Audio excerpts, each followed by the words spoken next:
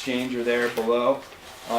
It's really to expose the participants to, all the community-based co-management and government management programs and activities, conservation practices here in Hawaii.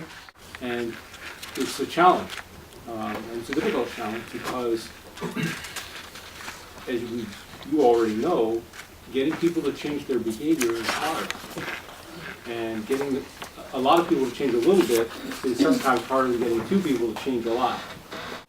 What we realized, though, was communities, when we went to public hearings, no matter how hard you worked, they didn't understand what you did, and they didn't necessarily appreciate what you were doing.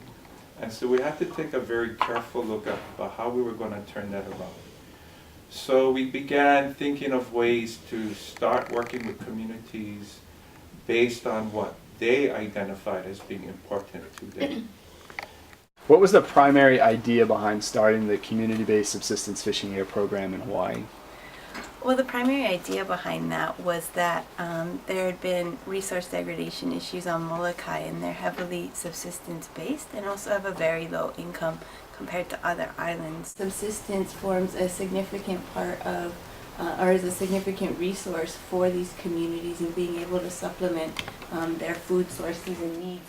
The idea was to research policy mechanisms by which communities could be empowered to better protect their resources that were important to their subsistence livelihoods. Like, what responsibilities or roles do the youths and the volunteers play in the program? Well, right now, like I kind of said, it's just like a membership-based network. So you're really, the volunteers are the eyes, of the reef looking out for events. This challenge in raising community involvement in Hawaii's Eyes of the Reef network. I would say mainly that our biggest challenge isn't so much in engaging communities because they're very interested, but definitely meeting their expectations and being ready and willing to respond in a timely, coordinated way when they report coral disease, bleaching, or crown of thorns starfish outbreaks. Are you pushing things down on them? When the Eyes of the Reef program was first designed, they had in mind this level 2 type of volunteer that it definitely could be youth that would actually participate in the assessment and monitoring of these different types of events. That just hasn't happened, I think, mostly because the Eyes of the Reef program, they have their island coordinators, but they've never had like a central coordinator that's really focusing just on making that program stronger and better. So yeah, I think that's definitely a need, but that's definitely something that I know that all the coordinators would love to do. In the discussion about ocean use, because we have fishermen that gather, we have people who recreate with surfing, with commercial watercraft, and so when we look at engaging communities, even if the focus is specific to fisheries, we have to look at all the other uses. So this question is for Luna. What has been your best approach to engaging community members in the Makai Watch activities?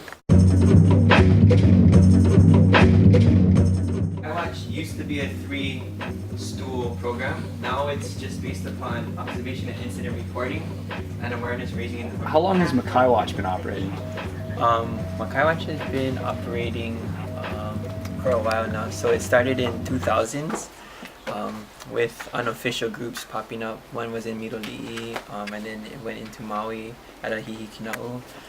It's been more of an official partnership in 2005, and just recently we created a Makai Watch strategy that is being implemented as of now, and we're looking forward to creating a state program.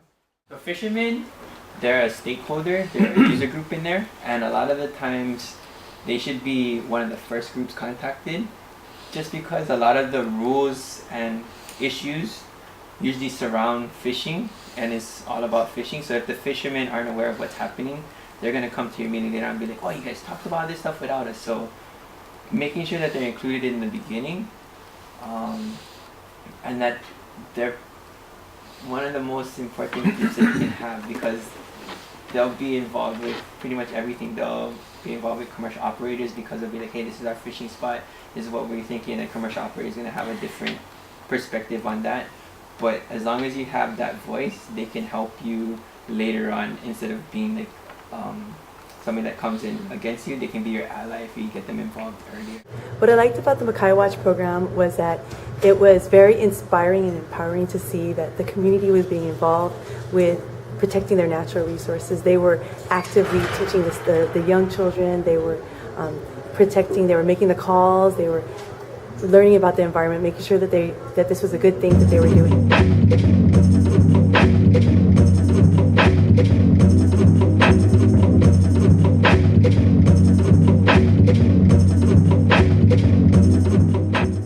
Okay, so how do you think the first day went?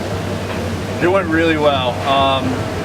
We designed the learning exchange, so we started off talking to a lot of the coordinators for the programs, like Luna from Mackay Watch and Aaron from DAR.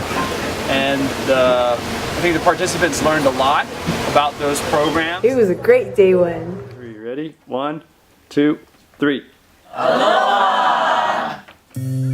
Coming up, day 2 on Oahu.